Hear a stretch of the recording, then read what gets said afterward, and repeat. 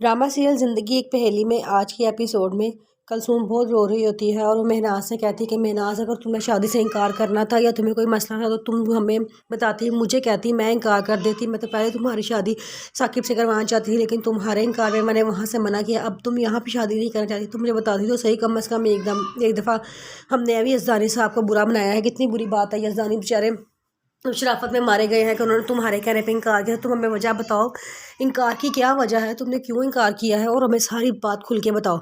मैं आज कहती मम्मा ऐसी कोई बात नहीं है, आप क्यों परेशान हो रही हैं, वो बस वैसे ही झूठ बोल के गई है, आपकी बातों की तरफ तवज्जो ना दे। इसकी मम्मा कहती हैं कि बेटा मैं क्यों तवज्जो ना दूँ, उसने मेरी बेटी के किरदार के बारे में इतनी बड़ी बात की है, क्या मैं चुप करके सुन लूँ, क्या मैं खामोशी से बैठी रहूँ।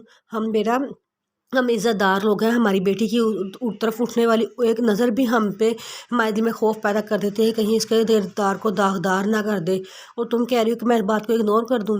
मैं नाज कहती कि मम्मा कोई ऐसी बात नहीं है, ना ही मैं उनको फ़ोन करती हूँ, ना ही कोई बात है, ये वो बस बात को बिला वजह बढ़ा रही है। आपको पता तो है वो मुझसे नफ़रत करती है, वो उस घर पे पूरे घर पे राज करना चाहती है, इसने उसने ऐसी बात की है। उसकी मम्मा कहती हैं तो जो भी है अब छोड़ो इस बात को। तो खैर मलिहा तुम अपने घर वापस चली जाओ। मलिहा कहती मम्मा क्या आप क्या कह रही हैं, मैं कैसे अपने घर वापस जा सकती हूँ, जब तक वो लड़की ये घर छोड़ के नहीं जाती मैं इस घर से वापस नहीं जा सकती। इसकी मम्मा कहती हैं बेटा मेरी बात सुनो, इस सारे किस्से में यज़दानी साहब का कोई कसूर नहीं है, उनको किस बात की सज़ा दे रही हो तुम।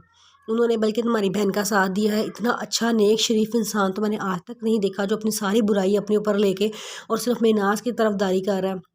उसने सिर्फ इसलिए, हालांकि वो महनाज से इतनी मोहब्बत करता था, लेकिन फिर भी महनाज की खुशी की खातिर वो पीछे हट गया है। इस लड़की को तो कोई होश अकल आनी नहीं है, तुम ही होश अकल करो, तुम ही अपने घर वापस चली जाओ। मलिहा कहती है कि नहीं मम्मा मेरी बड़ी बेइज्जती की है फहद ने, और वो कह रहे हैं कि जब तक मैंने महनाज आपकी सारी बात सच सच नहीं बताएंगे वो मुझे नहीं लेने आएंगी, मैं कैसे वापस जा सकती हूँ। इसकी अम्मा कहती हैं कि बेटे मेरी बात सुनो, अकल से काम लो। तुम उस नाजिया को उस घर में छोड़ के कि वो पूरे घर का बेड़ा गर्क कर दे, सबको अपनी तरफ कर दे, सबके खिलाफ कर दे, तुम आराम से जाके इधर आके बैठ गई हो। अब तुमने तो बल्कि उसको मौका दे दिया सबको अपने खिलाफ करने का। अब उसके पास बहुत अच्छा मौका आ गया, वो सारे लोगों को तुम्हारे खिलाफ कर रही है। तुम्हें क्यों बात समझ नहीं आ रही। मलिया कहती मामा वैसे थोड़ी थोड़ी मुझे आपकी बात समझ आ भी रही है, आप थोड़ा थोड़ा ठीक भी कह रही हैं, लेकिन जो है मैं कैसे घर वापस जा सकती हूँ, ये तो मेरी बेइज्जती हो जाएगी। उसके हम कहती हैं कोई बेइज्जती नहीं होती बेटे, अपने घर को बचाने के लिए हमेशा लड़कियों को ही झुकना पड़ता है, तुम्हें ही झुकना पड़ेगा, तुम झुक जाओ। तुम लड़की हो, तुम औरत हो, तुमने अपना घर बचाना है।